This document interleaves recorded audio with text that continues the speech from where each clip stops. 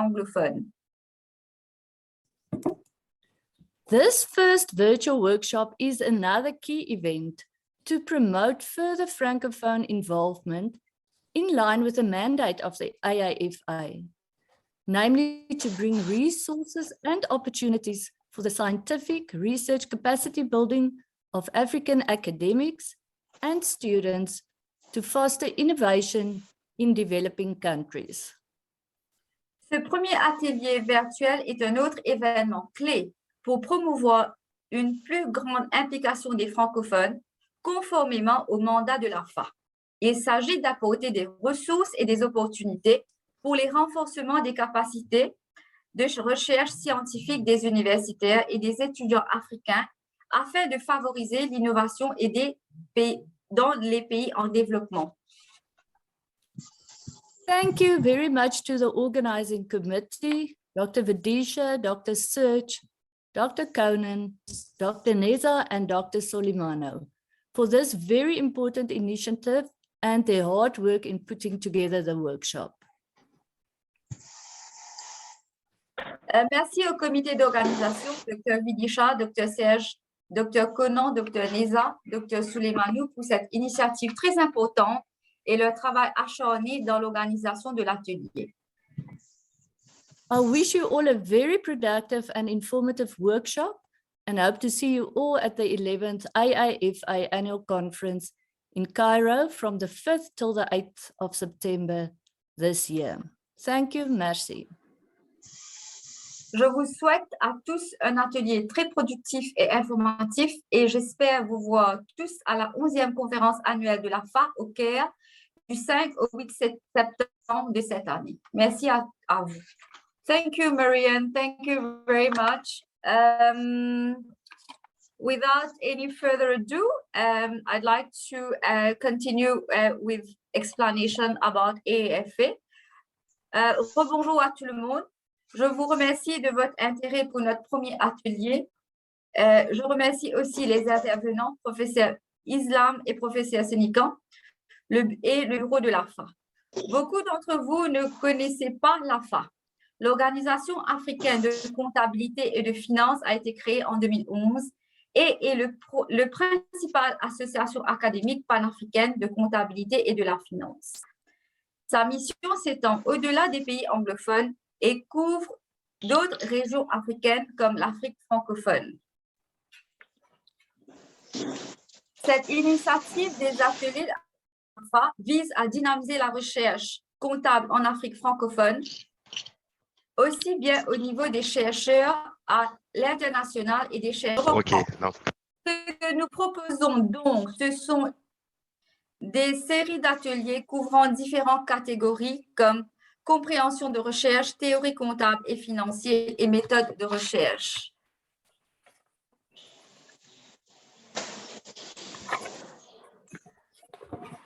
Je vous demanderai donc, afin de bien servir la communauté, on vous demande de vous inscrire sur le Google Form. Les informations collectées nous aideront à mieux comprendre vos besoins et nous aideront ainsi à prendre en considération vos demandes. Maintenant, on vous demande d'aller dans des différents breakout rooms pour mieux se connaître. J'espère que je n'ai rien raté, Conan. S'il y a des trucs que j'ai ratés, je t'en prie, tu peux intervenir. Je pense Serge, oui. Serge, oui. Serge, le maestro. Non, je vous en prie. Donc, bonjour à tous. Et moi, c'est Serge Abodio. Je fais partie du comité d'organisation. Donc, comme elle a dit, Vidisha, on va continuer avec notre programme. À 9h30 GMT, donc d'ici 20 minutes, on laissera le professeur Ghazi pour sa première intervention sur la recherche. Donc, nous avons environ un petit quart d'heure où on va d'abord demander à Philippe, s'il est là, Philippe Lassou, qui est aussi membre de l'AFA, qui était ancien responsable AFA francophone, s'il veut bien intervenir. Et si Tiven aussi est là, Sobaroyen, qui était l'ancien président de l'AFA, aussi s'il veut bien intervenir pour 1 minute ou 2, avant de partir dans des sessions pour mieux vous connaître, des sessions d'échange et de discussion pendant 5-10 minutes. Donc, je vais diviser le groupe en plusieurs sous-groupes et vous laisser faire un échange informel entre vous avant de revenir pour écouter le professeur Ghazi. Donc, Philippe, si tu veux intervenir quelques secondes. Monsieur Philippe Lassou. Oui, Serge. Bon, OK, d'accord. Euh, merci au comité d'organisation. Et c'est vraiment un plaisir de voir quand ce projet prend corps. Et on en a vraiment besoin dans notre région francophone, on en a vraiment besoin. Et si j'ai quelque chose à dire, c'est juste dire merci à Gazi. Vraiment, l'engagement que tu as pris subitement, c'est vraiment louable. Et je suis persuadé que chacun d'entre nous va pouvoir apprendre quelque chose de son intervention ou de ses interventions, parce qu'il y en a deux, je crois, oui. Si j'ai quelque chose à dire, c'est aussi juste de nous inviter tous à pouvoir nous disposer à tirer le meilleur de ce premier atelier. Et voilà, que chacun de nous se dispose et que également on essaie de nous mettre en application parce que c'est très facile d'écouter les bonnes choses et puis quelques jours, semaines après, ça dissipe. Si on ne s'y met pas, si on n'essaie pas de mettre en pratique voilà ce que nous avons, ce que nous apprenons. Donc, on va commencer avec notre première présentation.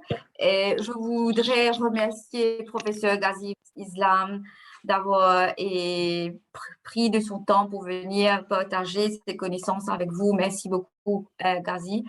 Et professeur Gazi Islam est professeur d'administration des affaires à Grenoble, école de management. Il a obtenu son doctorat en comportement organisationnel à l'Université de Toulon, où ses recherches ont porté sur l'identité organisationnelle, la voix et les relations de pouvoir. Ses recherches actuelles portent sur les antécédents organisationnels et ses conséquences de l'identité, ainsi que les relations entre l'identité, la dynamique de groupe et la production de culture de groupe.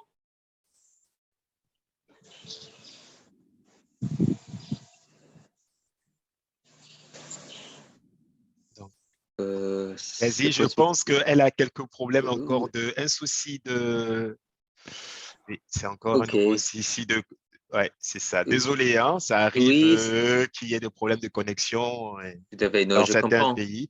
Donc, je vais terminer sa présentation, s'il vous plaît. Donc, Monsieur Gazi est professeur donc à l'université, à l'école de Grenoble, à l'école de management de Grenoble. Il a publié ses travaux dans plusieurs revues de renom, des revues étoilées, telles que Organization Study, Leadership, Quality, Organization, Human Relations, the American Journal of Public Health, Journal of Business Ethics, American Psychologist. Et il est actuellement, présentement, le rédacteur en chef de la revue Journal of Business Ethics. Donc, on va écouter M. Gazi pendant 1 heure. Donc, il décide d'organiser. Il est libre d'organiser donc sa présentation comme il souhaite, présentation, échange avec vous. Donc, je laisse la parole à Monsieur Islam, c'est pas Monsieur Gazi, c'est Monsieur Islam plutôt, s'entretenir avec vous. Merci encore, professeur Islam. Merci beaucoup à Serge et Vidisha et merci à tous et toutes pour être ici. C'est un vrai plaisir, un honneur d'être parmi vous pour discuter et j'ai beaucoup de choses à dire, mais je voudrais aussi entendre de votre côté. Je vois ça comme une expérience d'apprentissage de ma part aussi, et plutôt un échange, une discussion. Et donc, comme je disais dans le breakout, la salle, j'espère ouvrir plus de questions que donner des réponses. Et je pense qu'on est dans une œuvre en construction. Je vais partager un PowerPoint. J'ai 2 interventions ce matin. Et donc, le premier, ça va être, on peut dire, un peu plus idéaliste, un peu plus général, peut-être même un peu philosophique sur la question de recherche. Pourquoi on fait la recherche? Ça sert à quoi? Comment on imagine notre tâche comme chercheur? Le deuxième va être un peu plus opérationnel, concret sur les étapes d'écrire un article. Comme ça, on aurait un peu les deux côtés, le plus pratique et le plus idéal. Il faut dire aussi que pour moi, c'est le deuxième événement à AFA où j'ai participé. Le premier, c'était l'anglophone et ça, c'est le premier francophone. Donc, il faut que je m'excuse d'abord aussi pour mes éventuelles erreurs en français. Mais pour moi, je vois ça aussi comme un type de de symboles aussi, qu'on peut utiliser l'anglais internationalement, mais on peut aussi utiliser le français internationalement. On a plusieurs français, comme on a plusieurs anglais. Ce sont des langues vivantes qui ont plusieurs versions. Donc, si on fait des erreurs, on fait aussi des improvisations, des hybrides et qui forment de nouvelles idées aussi.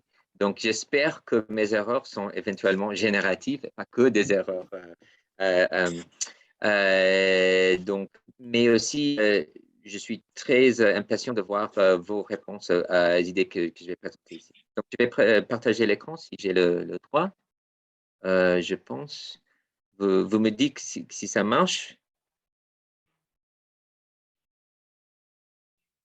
Vous voyez l'écran?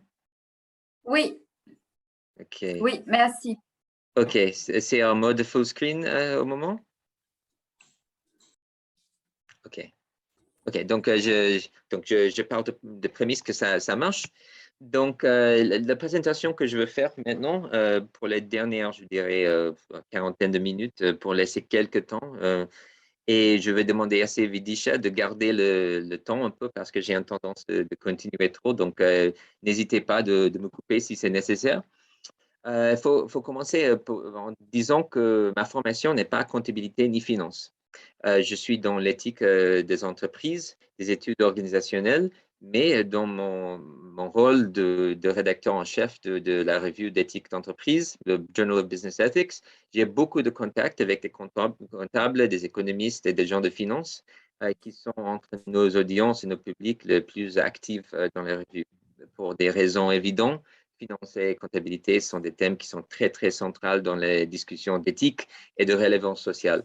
Surtout maintenant avec les questions de reporting social, investissement, d'impact, etc. Donc, on a beaucoup d'échanges entre les études organisationnelles et les finances, ce qui remonte certaines questions de qu'est-ce qu'on est en train de faire, comment on imagine nos tâches comme des chercheurs en éthique et quelle est la relevance sociale et scientifique de nos tâches. Donc, je vais commencer avec quelques réflexions, avec mon expérience et des choses que je vais suggérer de prendre en compte quand on imagine ça, et aussi le contexte plus macro de ces recherches.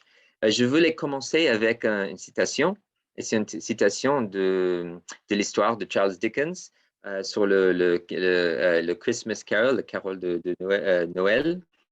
Et c'est le moment où le fantôme de collègue, de protagoniste vient pour donner des questions, pour dire à Scrooge qu'il faut faire son business différemment. Et Scrooge, il dit à Marley, la fantôme, il dit, mais comment tu peux me dire tel conseil? Tu étais un excellent businessman, tu faisais ton business avec une acuité, une intelligence, une profondeur incomparable. Comment vous pouvez dire que c'était tout erroné? Et puis le fantôme, il répond, business, le bien-être commun était mon business. Les transactions de mon commerce n'étaient qu'une goutte d'eau dans l'océan global de mon business.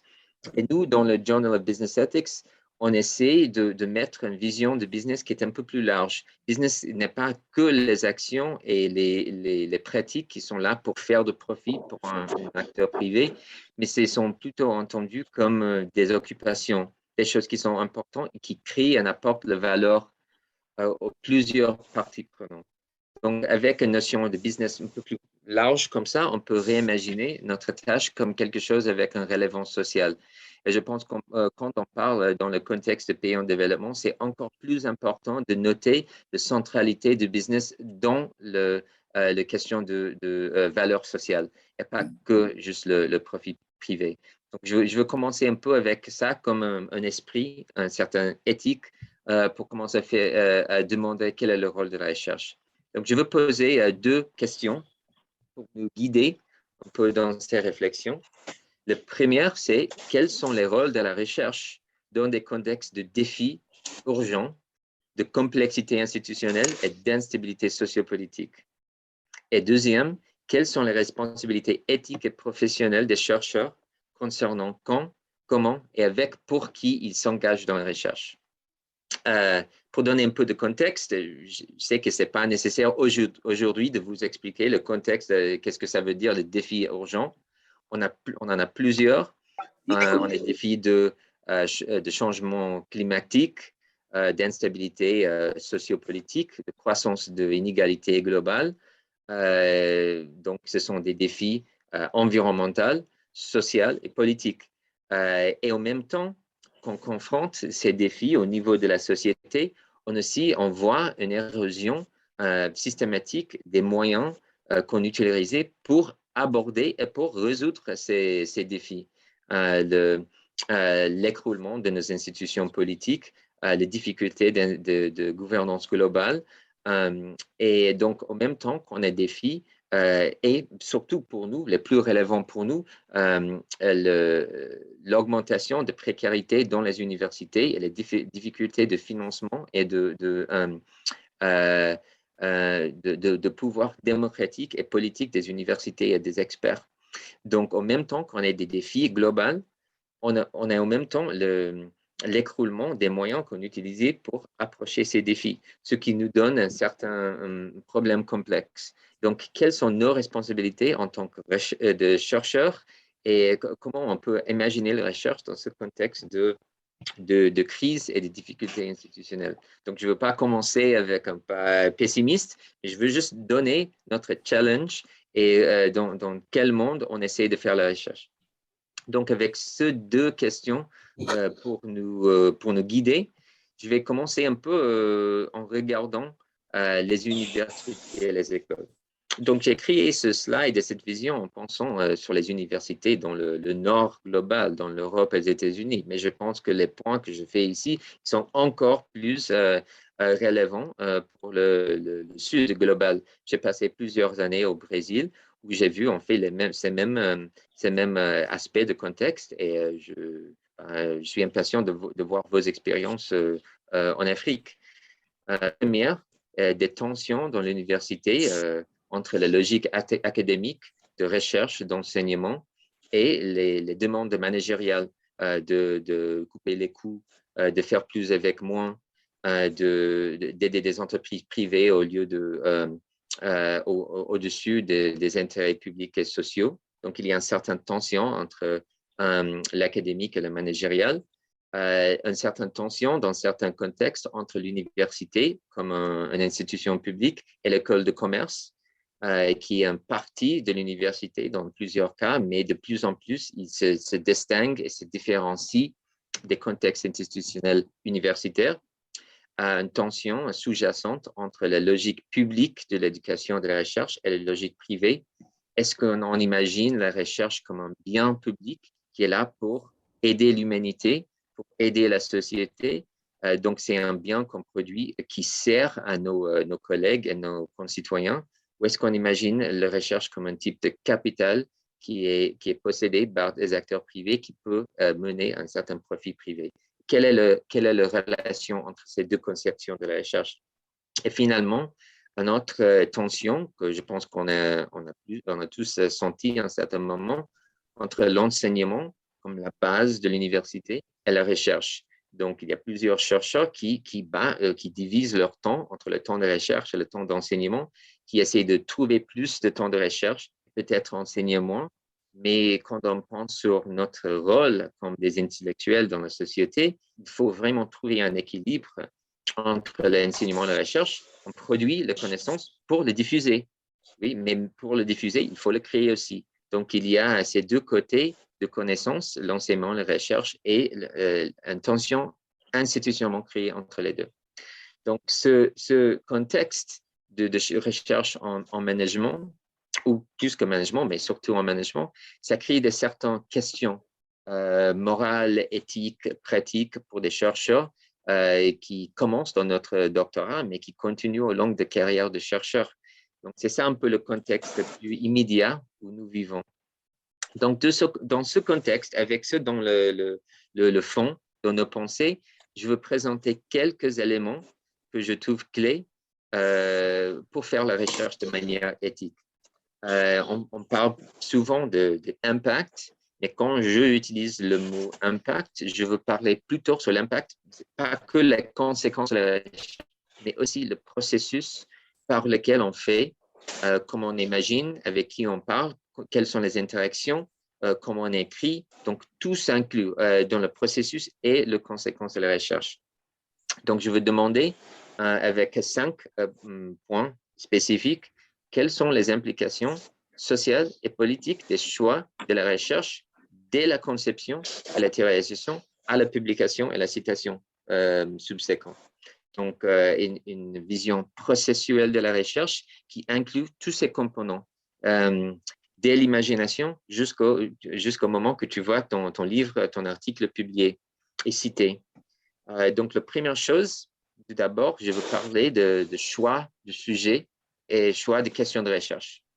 Donc, comment est-ce qu'on formule une question de recherche? D'où est-ce que ça vient? Quelles sont des bonnes questions? Comment on trouve, on formule une bonne question, une hypothèse ou un sujet? D'où ça vient? Le deuxième, les relations avec des publics. Ça peut être l'échantillon des participants, les autres chercheurs, l'entreprise dans laquelle on fait la recherche. Donc, quelles sont les relations avec les différentes parties prenantes durant la recherche? Le troisième point que je veux discuter, ce sont des considérations autour de la méthodologie empirique et l'approche épistémologique qu'on prend.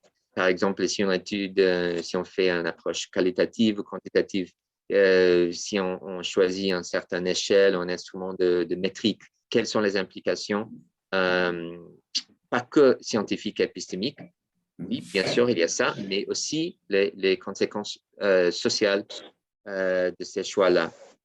Quatrième, je veux discuter la question de la publication et la diffusion de la recherche. Où est-ce qu'on doit publier? Quelles sont nos options de publication? Qu'est-ce que ça veut dire si on choisit un certain cible pour la publication et on ignore les autres cibles? Et finalement, les conséquences de la recherche en termes de résultats. Qu'est-ce que ça fait au monde? Comment est-ce que ça change le monde quand on publie quelque chose et on diffuse nos idées dans le monde? Ça sert à quoi? Et quelle valeur sociale? OK, donc c'est juste un bref résumé de la reste de la présentation. Je vais commencer un par un. J'espère que je ne vais pas trop tarder parce que je vais laisser un peu de temps pour les questions et des commentaires dans l'audience. Mais juste pour me lancer directement dans les questions de sujet et questions de recherche. Donc, moi, ce que je suggère, c'est de regarder dans le monde et au lieu de juste commencer par la littérature, de commencer par le monde. Qu'est-ce qu'il y a dans le monde qui doit être expliqué? Quels sont les problèmes qui doivent être abordés? Pas juste qu'est-ce que la littérature demande qu'on étudie. Donc, commençons avec l'expérience humaine concrète sur le terrain et construire les questions intellectuelles dès cette expérience vécue. Okay? Une fois il y a plein de choses importantes dans le monde d'expérience qui doivent être expliquées.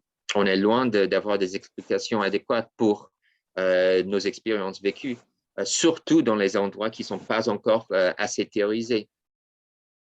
Mais au-delà de juste choisir des expériences et des problèmes importants, il faut spécifier les problèmes liés à la connaissance qui sont impliqués dans ces phénomènes. Qu'est-ce que ça veut dire? C'est pas suffisant de juste trouver des objets importants pour expliquer, pour rechercher. Au-delà de ça, c'est important de voir dans ces problèmes qu'est-ce qui est intellectuellement problématique ou curieux, qu'est-ce qui ne va pas, qu'est-ce qui, par exemple, est contre-intuitif, paradoxal. Pour vous donner un exemple concret, on sait tous que les taux de carbone dans l'atmosphère doivent être réduits. C'est un problème imminent, urgent pour notre monde. Il faut réduire le carbone. Mais, OK, c'est un problème, mais qu'est-ce qu'il y a intellectuellement perplexe avec ce problème? Si je mets juste la demande, il faut réduire le carbone, ça semble urgent, une demande, mais pas intellectuellement si intéressant.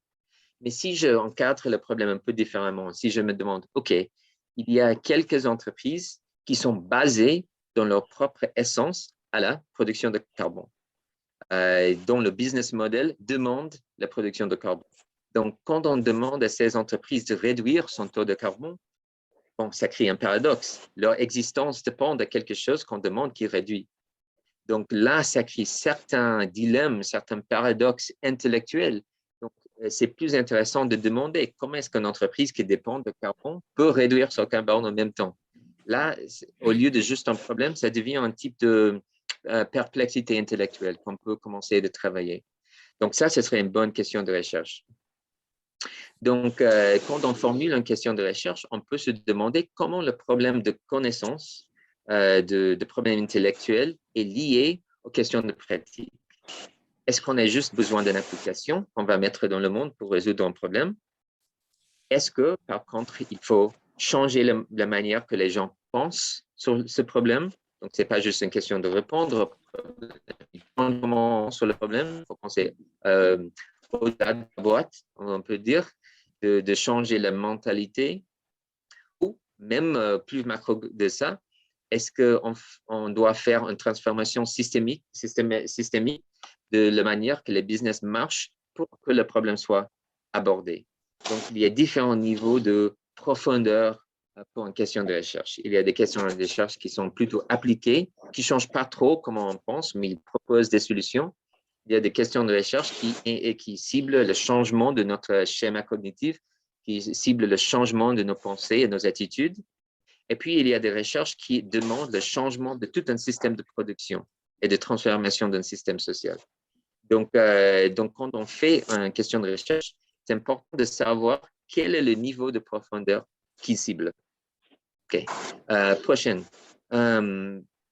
Normalement, on imagine notre question de recherche en termes de production d'un article ou une thèse de doctorat. Donc, on a une vision assez micro. Je fais une question de recherche pour faire un produit de recherche et point. C'est fini. Mais moi, ce que je veux suggérer, c'est qu'on devrait imaginer la question de recherche comme le premier point d'un agenda dans une discussion. Pour analogie, quand on fait une discussion, on ne dit pas juste quelque chose pour finir la discussion. On dit quelque chose pour ouvrir la discussion et créer plus de dialogue après. C'est la même chose quand on formule une question de recherche. C'est une question qui doit ouvrir un chemin pour un long agenda qui va pas être fini par vous, qui va être commencé par vous, mais qui va être continué par des autres personnes après. Donc, est-ce que non, plutôt tu es dans c'est un dieu. Est-ce que c'était une question? Oui, non, s'il vous plaît, est-ce que vous pouvez Excusez-moi. muter vos micros? C'est Conan qui parle. Pouvez-vous muter vos micros pendant que le professeur Islam présente, s'il vous plaît? Merci. Mais je veux dire par contre que s'il y a des questions et des commentaires, je suis plus que content de l'entretenir. Donc peut-être si avec les mains ou dans la discussion, s'il y a des questions, n'hésitez pas de mettre vos commentaires. C'est très important aussi. OK, et finalement, juste pour terminer ce point, quand vous écrivez votre question de recherche, moi, chaque fois que je le fais, je mets aussi sur un papier quels sont les aspects qui sont rendus visibles par ma question de recherche. Qu'est-ce que je peux savoir à travers cette question de recherche? Et au même temps, qu'est-ce qui est rendu invisible par la question de recherche? Qu'est-ce qui va être bloqué par ma question? Donc là, implicitement, il y a une critique. Chaque question de recherche révèle quelque chose, mais il cache aussi quelque chose. Donc, qu'est-ce qui est révélé et qu'est-ce qui est caché par votre choix de thème et de questions? OK. Deuxième, les relations avec les différentes parties prenantes. Donc, chaque fois que tu écris quelque chose ou on engage dans un dialogue de recherche, implicitement ou explicitement, il y a une audience. Et un des grands problèmes avec les chercheurs, des fois, ils ne pensent pas suffisamment à leur audience. Donc, ma première question à vous, quand vous écrivez, quand vous pensez, quelle est l'audience auquel vous adressez vos pensées et votre écriture? Littéralement, ou pratiquement, quand vous écrivez sur un document Word, vous adressez à qui? Vous pensez à qui? Quelle est la voix? Quel est le visage dans votre tête quand vous écrivez? Souvent, c'est le superviseur. Des fois, ce sont des collègues, des autres professeurs. On imagine ces personnes qui nous jugent et qui nous questionnent. Et on imagine qu'on écrit pour eux. Des fois, après le doctorat, on imagine qu'on écrit pour des collègues ou des éditeurs de revues qu'on peut-être on a connus dans une conférence, ou des fois on imagine des gens plus abstraits, par exemple des chercheurs qu'on a lus qui sont morts il y a 100 ans, on imagine qu'on répond à leurs idées. Des fois, on imagine des gens, nos amis, nos parents, on imagine qu'on écrit pour eux, mais c'est assez rare qu'on s'arrête et on pense à qui on s'écrit quand on écrit. Donc, ma première suggestion avec les parties prenantes est de savoir à qui vous vous adressez quand vous écrivez et de parler, de faire réflexivement, de choisir vos audiences et de choisir les visages qui sont dans votre tête quand vous écrivez. Qui doit lire, qui doit comprendre votre étude. Et ça va déjà vous donner un certain recul, un point réflexif sur votre recherche. Okay? Et comment est-ce que ces publics ils sont choisis pour intégrer votre étude au niveau local, au niveau national, au niveau mondial? Concrètement, si vous êtes à ce moment situé au Maroc ou au Bénin ou au Cameroun, quand vous écrivez, est-ce que vous écrivez pour les gens locaux dans votre propre communauté? Est-ce que vous écrivez pour le continent africain? Est-ce que vous écrivez pour l'Académie mondiale? Donc, concrètement, où est-ce que vous dirigez votre étude et pourquoi vous avez choisi? Donc, ce n'est pas à moi de dire qu'il faut écrire pour telle ou telle audience, mais c'est à vous de décider. Mais il faut décider de manière réflexive et consciente à qui vous vous adressez et pourquoi. Donc, il y a plusieurs choix et vous pouvez vous adresser à plusieurs audiences. Mais c'est une question qu'il faut mettre à table, de vraiment penser et décider sur ça. Et ce n'est pas toujours facile de savoir. Okay? Prochaine, une fois que vous avez décidé vos audiences, il faut se demander, votre audience, est-ce que c'est la même personne qui doit comprendre le phénomène que vous étudiez? Par exemple, si vous écrivez sur le changement climatique, est-ce que votre audience est positionnée pour changer ou améliorer la situation de changement climatique? Donc, est-ce que vous écrivez pour l'audience qui doit savoir vos idées pour améliorer le monde? Donc, aligner l'agence de changement avec l'audience d'études. Okay? Et finalement, je veux aussi suggérer que la communauté pour laquelle vous écrivez, ça peut être une communauté qui existe aujourd'hui, mais aussi c'est possible que ça soit une communauté qui n'existe pas encore et qui votre étude veut créer par le propre acte d'écriture. Donc, normalement, quand on écrit une étude, on imagine une communauté qu'on veut créer à travers de notre étude. Et le vrai impact d'une étude, des fois, ça vient du fait que la communauté devient une communauté pour cause de l'étude. Donc, ce n'est pas juste s'adresser à une communauté qui existe déjà, mais de créer des nouvelles communautés à travers de la recherche. Pour donner une analogie plus concrète, quand j'étais adolescent, je jouais au foot et je me souviens l'entraîneur qui disait il ne faut jamais passer le ballon aux personnes où il est maintenant. Il faut passer le ballon juste 2 ou 3 pas après pour qu'il court pour attraper le ballon. Donc, c'est la même chose quand on écrit un article. On n'écrit pas l'article pas pour où la communauté est maintenant. Il faut passer le ballon juste 2 ou 3 passes avant pour que la communauté attrape le ballon un peu en progression. OK. Donc, quelles sont les communautés qui peuvent devenir vraies à cause de votre étude? OK. La prochaine, la considération méthodologique et les approches. Le plus souvent, quand on est doctorant, on a une tendance de regarder les méthodologies qui sont plus dominantes et nous demander, OK, qu'est-ce qu'il faut adopter, quelles sont les méthodes adoptées pour mon superviseur, etc. Mais moi, je veux suggérer que les méthodes, ils sont importantes en soi. Ils créent la connaissance, ils forment la connaissance dans certains modes. Et donc, le changement de méthodologie aussi, c'est un changement de type de connaissance que vous pouvez trouver. Donc, première, avec qui est-ce que vous allez travailler pour produire ces données? Qui va créer ces données en termes de participants, échantillons?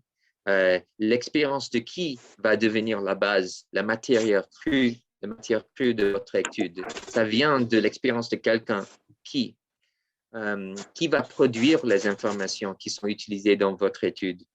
Si on imagine une étude de recherche comme un travail où les gens ils doivent produire, c'est un processus de production. Qui va être les producteurs, les travailleurs dont le travail va produire les données que vous allez utiliser pour votre étude?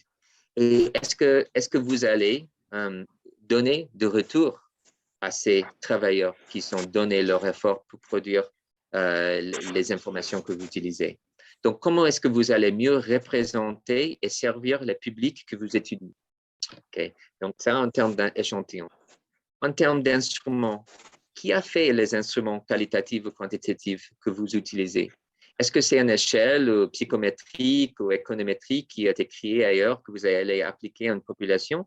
Ou est-ce que c'était une échelle qui a été créée pour cette population et par cette population?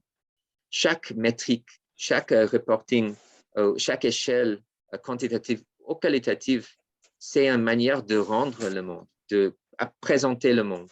Et donc, il y a une question démocratique dans la propre métrique d'expérience. Si vous allez mesurer quelqu'un, c'est bien que vous le mesurez dans leurs propres termes, selon leur propre expérience. Donc, pensez réflexivement aux métriques pour mieux représenter l'expérience des gens que vous mesurez. Et première, finalement, comme j'ai dit sur la question de recherche, avec la méthodologie aussi, il faut se demander quelles perspectives et quelles réalités sont rendues visibles par votre méthode, quelles sont rendues connaissables et quelles perspectives et expériences sont rendues invisibles par votre méthode. Quelles perspectives ne peuvent pas être connues selon votre méthode de recherche. Donc, pensez effectivement à la méthode de recherche pour que certaines voix peuvent être connues, peuvent être entendues. OK. Donc, tout ça, c'était dans le processus de création et d'écriture et d'exécution de projets de recherche. Maintenant, une fois que vous avez écrit le projet, la question, quoi faire avec? Est-ce que vous publiez comme un livre? Est-ce que vous mettez sur l'Internet, comme un blog? Vous mettez dans des revues, des presses populaires, des journaux ou des articles revus par les pairs, des revues nationales ou internationales. Donc, quelles sont les cibles pour diffuser vos idées? Et donc, il faut se demander qui aura accès à la recherche. Si vous écrivez pour une population qui n'a pas accès à cette revue, c'est un peu problématique parce que cette audience ne va jamais pouvoir lire votre article. Par exemple, il y a beaucoup de revues internationales qui sont très bien rankées avec des étoiles et tout ça, mais ils sont fermés, ils sont très chers. Donc, peut-être les gens pour lesquels vous écrivez, ils ne sont pas représentés. Ils ne peuvent pas lire ces articles. Donc, est-ce que c'est possible, au même temps que vous écrivez dans des revues étoilées, d'aussi mettre une version de ces idées dans la presse locale pour que des gens peuvent lire vos idées? OK. Relationné à ça, quelle communauté de discours, quelle communauté de pensée peuvent être renforcées ou affaiblies par votre recherche? Donc, c'est un peu une continuation de point que j'ai fait juste avant. Votre recherche, c'est un geste, c'est une motion, une pratique dans la création de communautés de pensée. Et donc, de savoir ou être réflexif sur le type de communauté que vous promouvez par vos recherches. OK? Je sais que pour des chercheurs et surtout des doctorants, la publication est très importante pour pouvoir trouver un boulot, pour avoir des promotions, pour terminer la thèse. Donc, il y a beaucoup de pression et de plus en plus de pression pour publier dans des revues étoilées. Donc, il y a des objectifs de carrière et professionnels qui sont vraiment liés à la publication. Mais en même temps, si on ne pense que à ces objectifs, on peut oublier la valeur sociale de notre recherche. Et comment est-ce que vous pouvez équilibrer les objectifs de carrière professionnelle avec les objectifs sociaux et la création de valeur à travers vos recherches? Et finalement, relationné à ça, qu'est-ce que vous allez avec vos recherches dans la salle de cours? Est-ce que la recherche que vous faites est enseignable?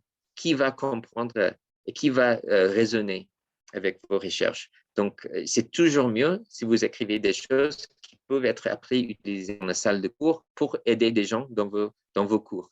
Ça augmente l'impact et la valeur démocratique de la recherche. Donc, si vous écrivez des choses qui sont tellement techniques, obscures, qui peuvent être comprises que par quelques petites communautés très loin, donc il y a un lieu pour ça, mais il y a aussi un coût. Donc, il faut aussi écrire pour le grand public. Et finalement, les conséquences de la recherche, et là, je vais commencer de clore mon intervention et d'entendre un peu vos voix. Après la publication, quelles sont les retombées scientifiques directes et indirectes des recherches? Est-ce que ça peut changer les politiques publiques, par exemple? Est-ce que ça vise à changer des politiques publiques? Est-ce que ça va créer des nouvelles technologies ou changer des pratiques d'entreprise? Okay. Donc, il y a des conséquences scientifiques en termes de production de connaissances, mais aussi des conséquences pratiques en termes de changer les pratiques des managers ou des entrepreneurs, etc. Okay. Qui peut utiliser vos recherches pour atteindre ces objectifs? Normalement, on pense par exemple à des managers qui peuvent apprendre de vos recherches comment atteindre ces objectifs. C'est assez commun qu'on imagine les conséquences pratiques comme ça. Ce qui est plus rare, c'est notre tentative et notre capacité, pas que d'atteindre les objectifs des managers, mais de changer leurs objectifs, de changer comment ils comprennent leur propre rôle comme manager. Et donc, je dirais qu'une recherche qui a plus d'impact, qui a plus de sens social, c'est une recherche qui change la propre définition d'un acteur social, d'un manager, et qui leur incite de vouloir des choses différemment, pas juste d'avoir ce qu'ils veulent déjà. Donc, de changer le propre objectif et le rôle de manager. OK, donc pour conclure, j'affirme que la recherche en management, c'est une intersection des différentes logiques publiques et privées, de pratiques et intellectuelles, qui des fois sont contradictoires et en tension. Et il faut qu'on se situe en tant que chercheur dans ces tensions. Les activités académiques, ils peuvent avoir des conséquences à plusieurs niveaux, local, national, international. Et ce ne sont pas des expressions simples d'une idée. Ils sont des actes, des pratiques sociales et politiques aussi. Ces niveaux dans lesquels on situe la recherche, ça change avec le temps.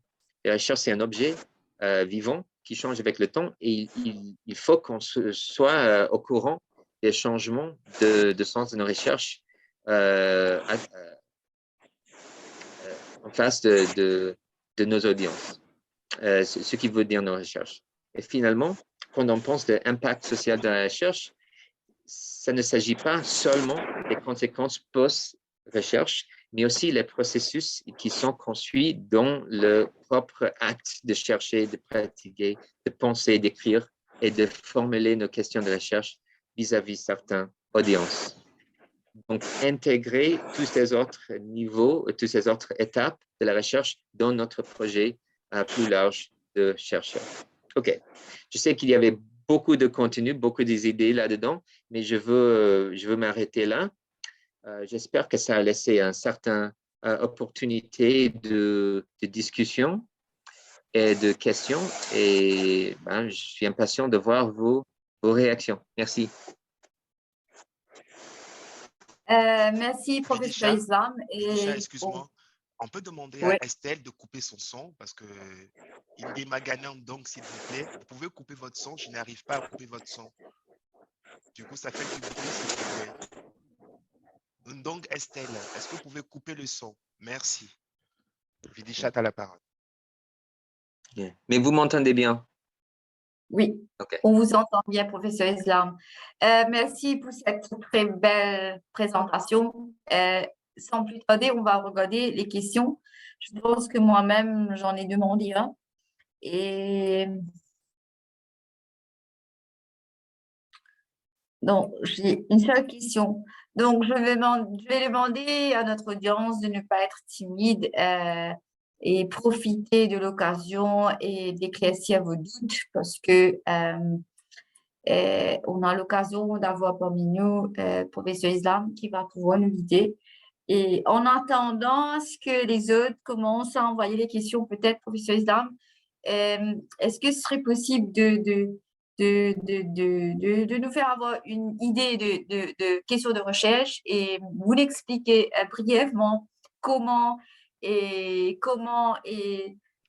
en commençant avec la question de recherche, on vient avec surtout les 2 premiers slides qui étaient moins clairs pour moi.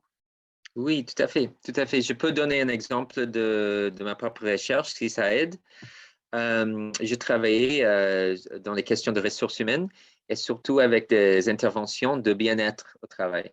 Donc, on avait toute une série d'interventions dans des entreprises comme des banques ou des autres types d'entreprises où on faisait des interventions de bien-être qui, des fois, ça impliquait de méditation ou ça impliquait des types d'activités sociales, etc.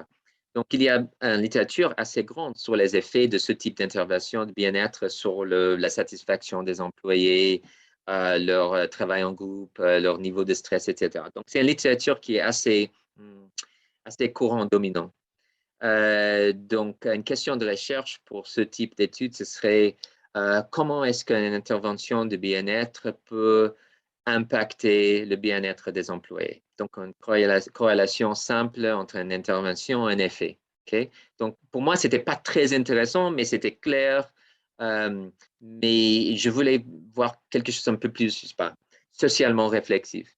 Et donc, dans la dernière étude, ce qu'on a fait, on est allé à l'entreprise et au lieu de juste mettre une échelle d'intervention, une échelle de bien-être et faire la corrélation entre les deux, on voulait demander de manière qualitative comment les gens sur le terrain, comment ils vivaient cette intervention, comment ils comprenaient pourquoi il y avait une intervention, pourquoi le management voulait le faire, quel était le but, quel était attendu d'eux. Donc, au lieu de juste mesurer, on voulait comprendre un peu leur expérience. Donc, on a demandé pourquoi est-ce que vous pensez que votre management a implémenté cette intervention? Et il y avait des employés qui ont dit, ah ben, c'était juste une manière de nous contrôler, par exemple. Il veut qu'on produise plus, donc il fait tout ce bien-être pour qu'on produise plus. Et il y a des autres qui disent, non, non, c'était vraiment une excellente gestion, il voulait prendre soin de nous, il pensait à notre bien-être. Donc, il y avait véritablement une lutte d'interprétation de cette intervention. Des fois, c'était très cynique, non, c'est juste des managers, et des fois, c'était assez croyant, qui disaient, bon, non, non, ils s'emportent avec nous. Et ce qui, pour moi, après, c'était plus important, ce n'était pas l'impact et l'effet de cette intervention sur leur bien-être, mais toute la lutte discursive, intellectuelle, politique qui s'est tournée autour de l'intervention dans les ressources humaines. Donc, j'ai changé la question de recherche pour demander quelles sont les diverses interprétations de l'intervention de bien-être et comment ces interprétations moldent la culture de l'organisation. Donc, c'est une question qui est très différente que la question de l'impact sur le bien-être. C'est plus sociologique, c'est plus processuel. Et ce type de question de recherche m'a permis de voir un processus social qui était caché par la première question. Est-ce que ça aide un peu de voir un peu ce que je voulais dire avec ce point? Oui, c'est très clair Oui. maintenant. Oui, c'est très clair, professeur Islam.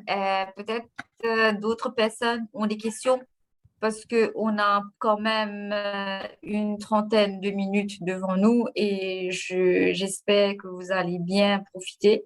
Et parce qu'on ne sait pas quand est-ce qu'on aura professeur Islam parmi nous encore une fois. Et sauf si vous venez bien sûr en Égypte, mais on l'aura Bientôt, en ligne. j'espère.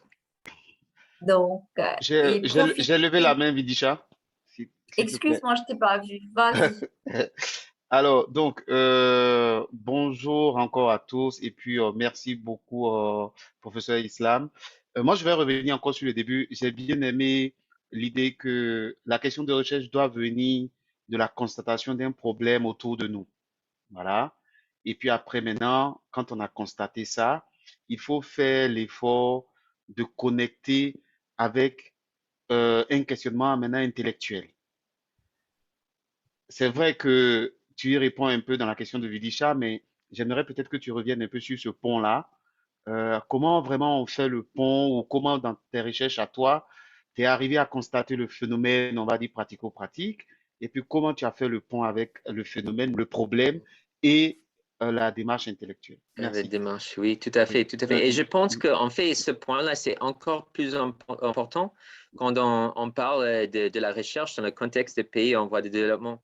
Parce que si, dans ce contexte-là, si on imagine, on commence avec la littérature courant dominant, on trouve des gaps, des choses qui doivent être recherchées. Et puis, on va à la réalité pour chercher. On va trouver qu'il y a, ça ne colle pas. C'est très différent, cette réalité. Et donc, ça va vraiment limiter la possibilité de faire nos recherches si on commence par la littérature. Par contre, si on commence par le phénomène, par le monde, on va trouver plein de questions et de phénomènes qui ne sont pas encore touchés par la littérature. Donc, ce qui était une limitation dans la première procédure, ça devient un atout, ça devient une opportunité. Et donc là, il y a beaucoup plus de richesses d'études possibles quand on commence avec le phénomène. Donc là, on voit que la théorie est vraiment affaiblie par rapport au monde. Donc, ça nous donne un avantage aux chercheurs en pays en voie de développement parce qu'ils ont plus de choses qui ne sont pas encore expliquées dans la littérature. Donc, je dirais surtout avec cette audience, c'est très important de commencer avec le phénomène parce que ça enrichit la théorie de manière qui ne serait pas possible autrement. Merci beaucoup. Et donc, je dirais donc que finalement, peut-être la connexion avec, on va dire, la réflexion intellectuelle, c'est cette, comment on dit, en tout cas, ce regard sur la littérature finalement. Hein. On est bien d'accord. Donc, on a le monde comme il nous entoure, là, comment ça se passe. On regarde, et puis à un moment donné, on regarde maintenant dans la littérature. C'est bien ça, si j'ai bien compris, professeur. Tout à fait, oui. Et je pense que parce que notre but, ce n'est pas de s'aligner avec la littérature. Le but, c'est de changer la littérature, de contribuer à la littérature. On a Merci. deux autres questions. On a Oui, deux autres merci. questions. Oui, j'arrête. Oui. Vidisha, je te laisse la main. Il y a D et Draman. Vidisha. Merci, professeur. Il y a deux autres intervenants, enfin, il y a trois, et on va demander à D-E-H. Tu peux te poser ta question, s'il te plaît. Bonjour tout le monde. Merci beaucoup à Islam pour sa présentation qui était très claire et la présentation était également très instructive.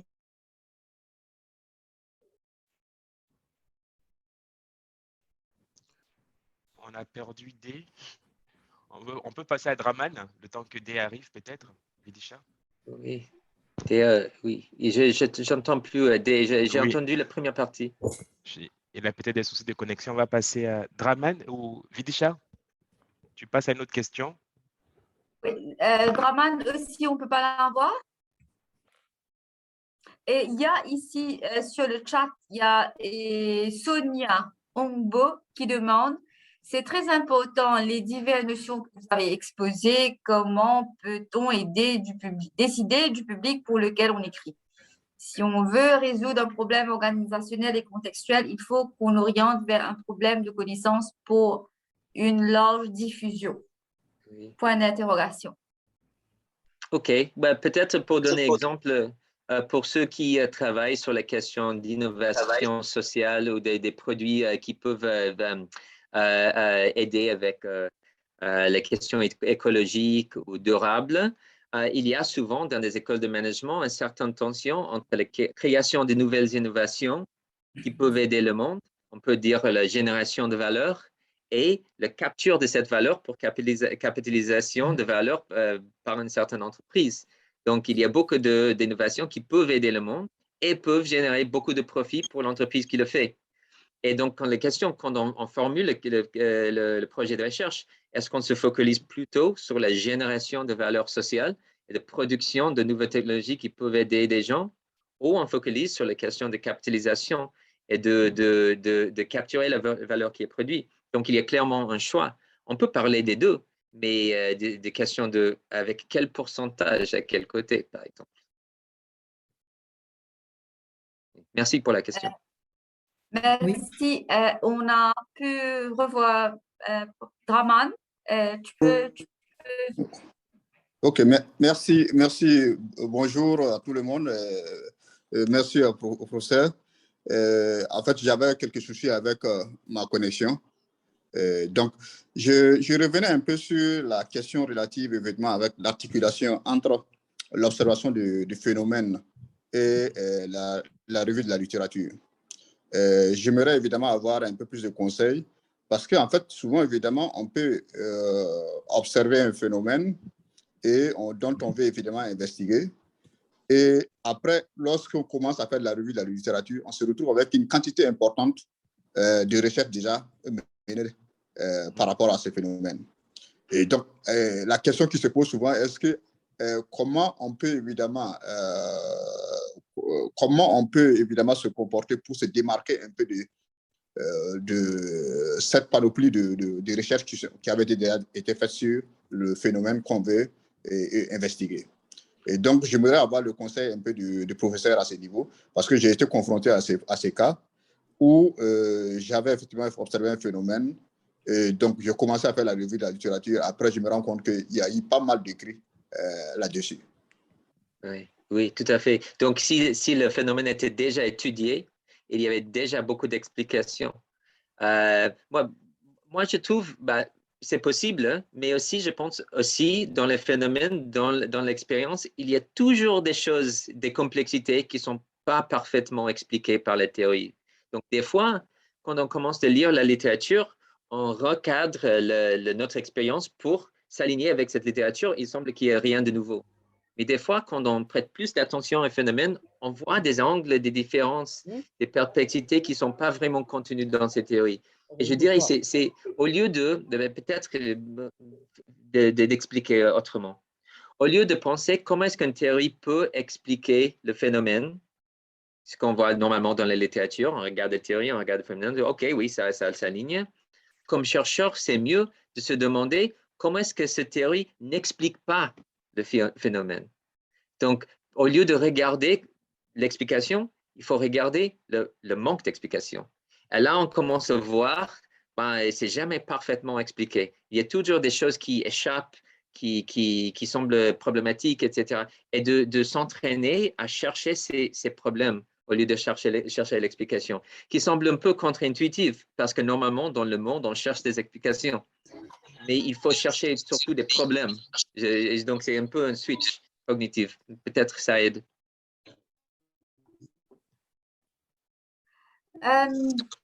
Professeur, merci pour votre question, Draman, très pertinent. Professeur, peut-être quelquefois, quand on regarde, si on se perd dans la littérature, c'est souvent parce que notre question de recherche n'est pas assez spécifique, n'est-ce pas? On se trouve perdu et on doit pouvoir délimiter et quelquefois, ça aide de se servir je sais pas moi, une sorte de decision tree où on essaie de délimiter, de voir exactement ce qu'on veut faire. Et de ce fait, on se retrouve dans la littérature et on se perd moins. C'est peut-être aussi quelque chose qu'on peut Oui, tout à fait. Et il faut dire qu'il faut réécrire plusieurs fois les questions de recherche. Et moi, j'ai jamais eu un article où j'ai commencé avec une question de recherche et j'ai fini avec la même question. Durant le processus, tu changes plusieurs fois parce que tu prends des directions en erreur, tu vois, oh, c'était pas vraiment ça, c'était quelque chose d'autre. Donc, je pense qu'il y a une certaine souplesse à revoir, parce que si tu termines ton étude au même endroit que tu l'as commencé, ça veut dire que tu n'as rien appris. Donc, il faut être dans une position différente. Forcément, la question va changer, va évoluer. Et je pense qu'il ne faut pas avoir peur de refaire la question, de commencer de zéro de nouveau. Oui, je trouve pratiquement, c'est normalement plus vite de commencer de zéro que d'essayer de forcer quelque chose qui ne marche pas. C'est mieux de recommencer. Merci, professeur, pour cette explication. Il y a d'autres questions. Voilà, c'est de Dibi qui nous demande, merci, professeur, pour la présentation. Voici ma question. Peut-on avoir un exemple d'enjeu visible et invisible qui pourrait être soulevé par un sujet de recherche? Ça revient un petit peu à ce que je n'arrivais pas à comprendre. Professeur, à vous. Oui, l'idée d'une question de recherche qui rend visible ou pas visible. OK. L'exemple d'intervention de bien-être, c'est un bon exemple, mais peut-être je peux trouver un autre, juste pour additionner quelques contenus. Oui, OK. Un autre exemple. Il y a une tendance en France aujourd'hui d'avoir des entreprises libérées. Il y a toute une littérature qui surgit sur les entreprises libérées, qui sont des entreprises qui diminuent leur niveau hiérarchique, qui essaient d'être plus plat, etc. Donc, il y a toute une série de questions de recherche. Est-ce que ça marche? Quels sont les effets de transformation organisationnelle d'entreprises libérées? Donc, toutes ces questions, s'il s'agit de ces effets, ils commencent de mettre en emphase qu'est-ce qui se passe au niveau de l'organisation. Récemment, on a fait une étude sur une entreprise libérée et on a demandé, par contre, quels sont les nouvelles modes de pouvoir qui se passent quand on tire des couches hiérarchiques. Donc, au lieu de regarder les conséquences pour l'organisation, on voulait regarder comment l'exercice de pouvoir change quand on n'est plus les managers verticales comme ça. On est plus collègues, on est plus amis, il n'y a pas de boss, il n'y a pas de... Donc, comment les choses vont être gouvernées. Et on trouve qu'il y a toute une autre série de gouvernances informelles, de relations de pouvoir normatives, etc., qui ont surgi exactement au moment où ils ont aplati l'organisation. Donc, quand on changeait la question de recherche, de question effet organisationnel, à la question de quels sont les changements dans les modes de pouvoir, on a commencé de voir plusieurs différents types d'effets au niveau de culture d'organisation et des relations interpersonnelles. Donc, ça, ce serait une idée de comment on peut changer une question de recherche pour voir un autre segment de l'organisation. J'espère que ça aide. Merci, professeur.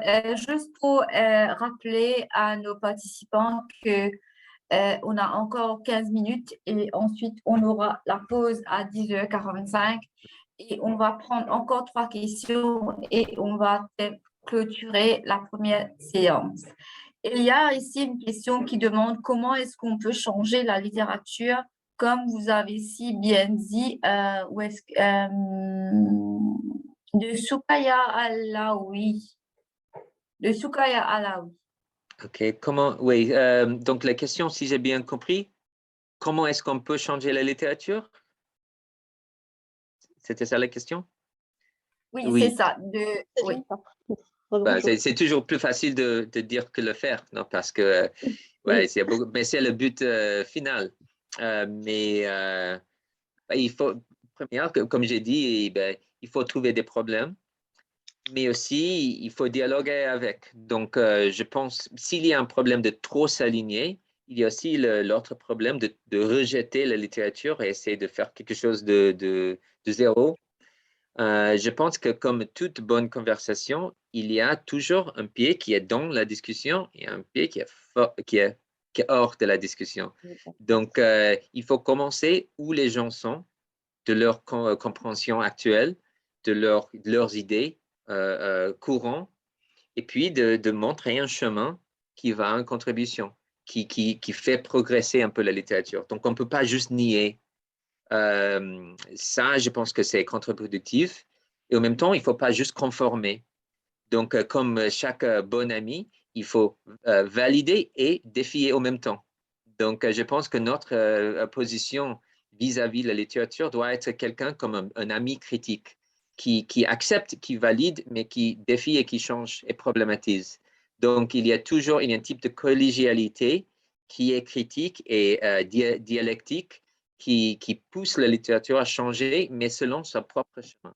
Et de pointer des choses qui ont été ratées par les courants dominants pour l'améliorer au lieu de le nier. Donc, je pense qu'il y a un certain positionnement comme ça. Oui.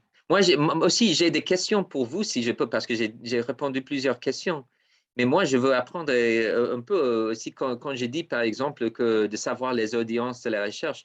J'aimerais vraiment savoir quelles sont vos audiences quand vous écrivez. Vous écrivez pour qui et en ciblant quelles audiences. Surtout des doctorants, j'aimerais bien savoir, les doctorants, vous écrivez pour cibler quelles audiences, par exemple. Je ne sais pas si c'est trop osé de poser des questions comme ça à vous, mais j'aimerais bien savoir.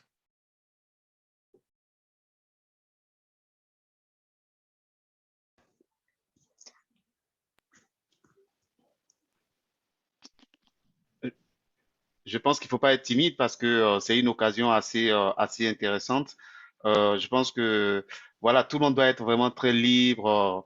Le professeur Ghazi, le professeur Islam étudie les entreprises libérées. Ça, c'est une session aussi de participants libérés. Donc, libérez-vous et posez des questions. Tchatchoua a un commentaire, je pense. On va laisser la parole à Kachua Astrid.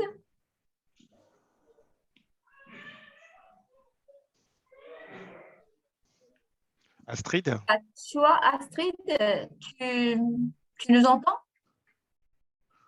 Tu peux ouvrir ton micro, on ne t'entend pas. Astrid? Ton micro. C'est bon maintenant, s'il vous plaît. Parfait, parfait. Celui de l'université de Douala.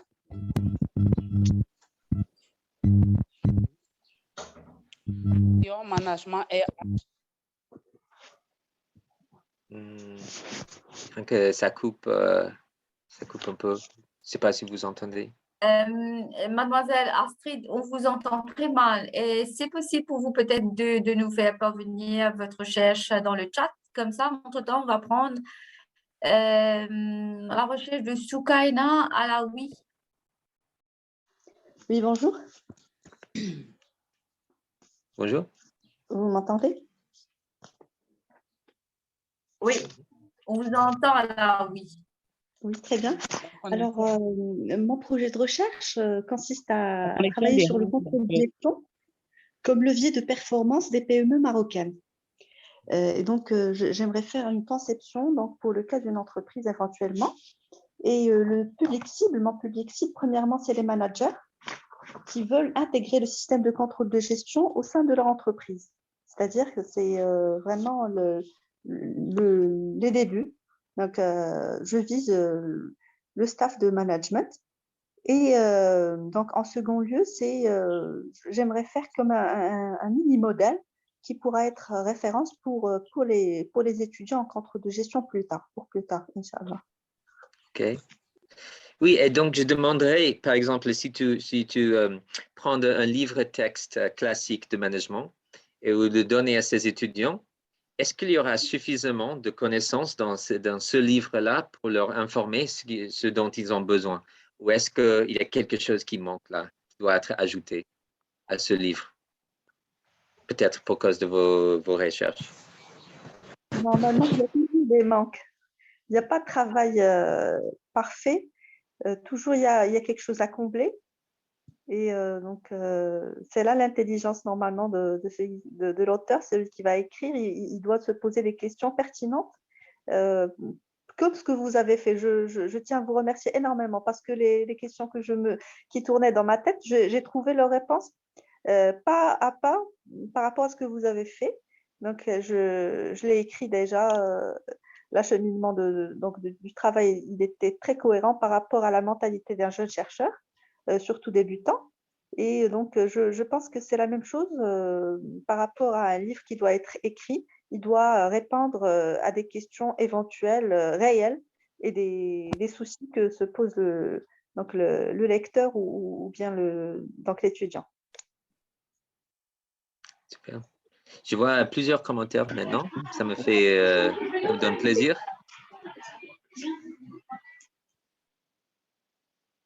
Et on pourra écouter Cassé, s'il vous plaît. Oui, merci. Bonjour à tous, bonjour. Merci, chef professeur, pour votre intervention qui était voilà, très dynamique et très bien. Alors, ma question, c'est de savoir le positionnement du chercheur, par exemple, qui va sur le terrain, est toujours de la neutralité, et quant aux littératures précédentes, où il y a toujours une forme de quelque chose qu'on apporte sur le terrain et qu'on le cache, et indirectement, bien, c'est une totale neutralité qui fait. Oui, c'est une très bonne question.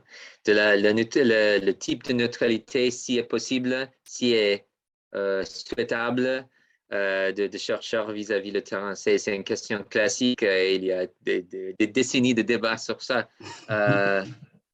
Oui, moi je trouve juste pour répondre rapidement, je trouve une certaine valeur et essayer d'être le plus neutre possible. quand je suis au terrain, de ne pas imposer, projeter trop mes idées fixes sur le terrain, d'écouter le plus possible et de parler moins, mais tout en sachant que ce n'est pas possible de faire 100% neutralité. Tu as toujours des choses de positionnement. Tu viens toujours avec quelque chose. Et ce n'est pas nécessairement une limitation. Ça peut être aussi un atout pour la recherche. Donc, tu entres un peu en dialogue. Donc, tu n'as jamais tout à fait neutre. Mais je pense que j'ai utilisé plusieurs fois le mot réflexivité. Donc, ce n'est pas soustraire tes idées et de dissimuler comme que tu n'as pas des idées déjà existantes, mais d'être réflexif sur ces idées et de savoir comment ils entrent sur le terrain et qu'est-ce qu'ils font sur le terrain. Donc, il ne faut pas juste disparaître comme chercheur. On peut apparaître, mais il faut savoir comment. Et c'est une très bonne question. Merci bien. Merci, professeur, pour ces explications. On va peut-être écouter Akudju Alain-Yves. Bonjour professeur, merci pour la brillante présentation. Alors, je suis Akudju Alain-Yves, je suis de la Côte d'Ivoire. Je suis par ailleurs expert comptable, mais intéressé par la recherche, d'où l'intérêt de suivre cette formation qui est très enrichissante. Alors, mon domaine de recherche, c'est la comptabilité, évidemment. Je travaille sur les normes IFRS. La Bourse des valeurs mobilières, la BRVM, a demandé aux entreprises de publier les états financiers en normes IFRS au détriment du différentiel comptable Cisco-ADA. Alors, la question de recherche que je me suis posée et dont je vous laisse apprécier, c'est pourquoi on impose un norme IFRS. Est-ce que c'est plus pertinent en termes de qualité informationnelle par rapport au Cisco-ADA?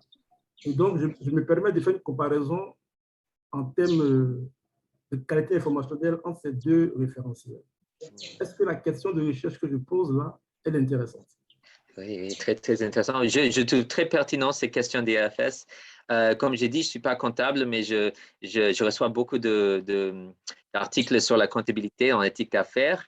Et le slide que j'ai montré sur les métriques et l'impact des métriques sur la société et la politique, c'est très pertinent à cette question-là. Et surtout dans notre section de comptabilité, on a l'idée d'un reporting d'une certaine forme. Il impose un cadre au monde, qu'il interprète le monde de certaines manières. Et surtout, quand on a des choses sur les normes de comptabilité sociale, environnementale, etc., on voit clairement une lutte discursive, politique, internationale entre les normes européennes, les AFS, par exemple, d'encadrer les questions environnementales de différentes manières dans les métriques comptables. Et une fois qu'ils sont fixés et ils deviennent dominants, ça donne une certaine boîte noire qu'on ne voit plus ce qui est caché là-dedans et on traite comme si c'était juste une donnée crue. Et donc, je trouve la comptabilité, c'est un des principaux endroits où on peut trouver l'encadrage du monde de business à travers la création des données métriques. Et je trouve fascinant comme domaine. Donc, oui, je vous encourage pleinement de continuer sur cette question de perspective critique sur IFRS. Tout à fait. Merci, professeur. Peut-être qu'on va prendre une dernière question avant de clore cette première séance. Et il y a une question de Ren Kaoua qui demande à quel moment est-ce qu'on commence la discussion théorique? Est-ce que c'est dans l'introduction ou c'est dans la revue de la littérature? Oui, OK, c'est bien parce que la deuxième intervention que je vais faire, comme j'ai dit avant, c'est un peu plus pratique. Je vais entrer dans l'écriture de l'article et comment mettre les pièces. Et donc, je vais revenir un peu à ce thème-là.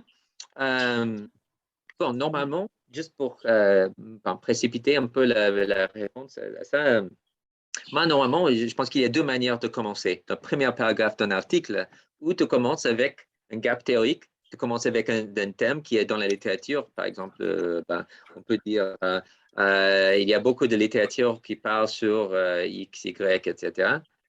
Ou on peut commencer avec un phénomène. Donc, la durabilité des entreprises, c'est de plus en plus important. Donc, on commence par le phénomène. Et dans le cas où on commence par le phénomène, à un certain moment, il faut diriger vers la théorie. Normalement, je fais dans le 2e, 3e paragraphe. Si on commence par la théorie, à un certain moment, il faut venir sur le terrain d'établir quelque chose qui est relevant au monde. Personnellement, j'ai tout plus difficile de faire le 2e. Je préfère toujours, comme j'ai suggéré déjà dans les slides, commencer avec un phénomène et après aller dans la théorie pour trouver l'utile pour expliquer le mécanisme de ce phénomène. Et j'imagine un peu comme si j'ai un problème avec l'électricité dans la maison. Je commence avec le problème. Ah, la lumière ne fonctionne pas. Donc là, je cherche des outils, ma boîte à outils. Donc, je ne commence pas avec la boîte à outils après chercher un problème. Pour moi, c'est toujours mieux de commencer avec le monde et puis regarder qu'est-ce que j'ai dans ma boîte à outils pour approcher ce problème. Par contre, on peut faire ça dans l'introduction. Comme l'introduction est normalement assez courte et assez dense, on peut lancer un problème, problématiser le phénomène et répondre avec un cadre théorique assez vite, dans 2 ou 3 paragraphes, juste pour parler pratique. Mais oui, normalement, je pense que déjà dans l'introduction, c'est possible. Et je dirais encore que c'est nécessaire, pas trop longuement, de manière très résumée et très vite, de déjà donner une indication de l'idée théorique qui va être au sein de l'article. Normalement, je dirais ça. Tout en sachant qu'il y a certaines variabilités de domaine en domaine. Moi, je parle de domaine d'études organisationnelles, mais je dirais que cette structure, c'est assez standard. OK, merci beaucoup, professeur. Je pense que on a pu avoir des discussions très, très intéressantes et on va s'arrêter ici. Malheureusement, on n'a pas pu prendre toutes les questions. Mais il y aura, professeur Islam revient après la présentation de professeur Conan, donc vous aurez la chance de reposer vos questions. Et on va s'arrêter ici. Je sais qu'il y a des personnes qui demandent des attestations. Les informations sur les attestations vont se faire à la fin de notre atelier aujourd'hui par professeur Abodjo ou par moi-même. Et donc, on va passer à la pause. Il y a une pause de... Oh, il n'y a pas. Vidisha? Oui. Avant de partir à la pause, j'aimerais juste faire un rappel pour tout le monde. On vous a envoyé un lien Google Form. À peine la moitié d'entre vous a répondu. Donc, nous allons communiquer, après nous allons échanger, vous envoyer des documents que pour les personnes qui auront répondu au Google Form. Est-ce que vous m'avez bien entendu? On vous a envoyé un lien, ça fait plus d'1 heure. Je vous invite à répondre à ce lien-là qui nous permettra de collecter des informations et de faciliter des échanges avec vous. Deuxième chose, en ce qui concerne les ateliers, les attestations. Les séries d'ateliers, ce seraient des ateliers par thème. Aujourd'hui, ça s'appelle Introduction à la recherche. C'est quoi la recherche? Vous aurez des attestations pour ceux qui auront suivi les ateliers de la journée. Vous aurez très prochainement un programme pour une seconde série d'ateliers que nous avons intitulé Les théories en comptabilité et en finance. Pour ceux qui auront suivi ces ateliers-là, vous aurez également des attestations et vous aurez des ateliers plus tard, un 3e type d'atelier qu'on appelait les méthodologies. Ça sera des méthodes qualitatives, quantitatives, etc. Vous aurez également des attestations. Toutefois, pour pouvoir vous contacter, mieux échanger avec vous, on vous demande de remplir le Google Form qui nous permettra d'avoir plus d'informations sur vous. On aura les mails, on pourra faire des listes de diffusion pour simplifier également notre travail parce que pour information, tout ce que nous faisons là est purement bénévole. Donc, essayez aussi de nous simplifier la vie, d'accord, de simplifier le travail. Je suis désolé de le dire comme ça, je suis peut-être un peu dur, mais essayez de le faire, OK, pour qu'on puisse mutuellement s'entraider, s'aider et avancer dans la construction d'une réflexion scientifique. Merci beaucoup. Je vais remercier professeur Islam.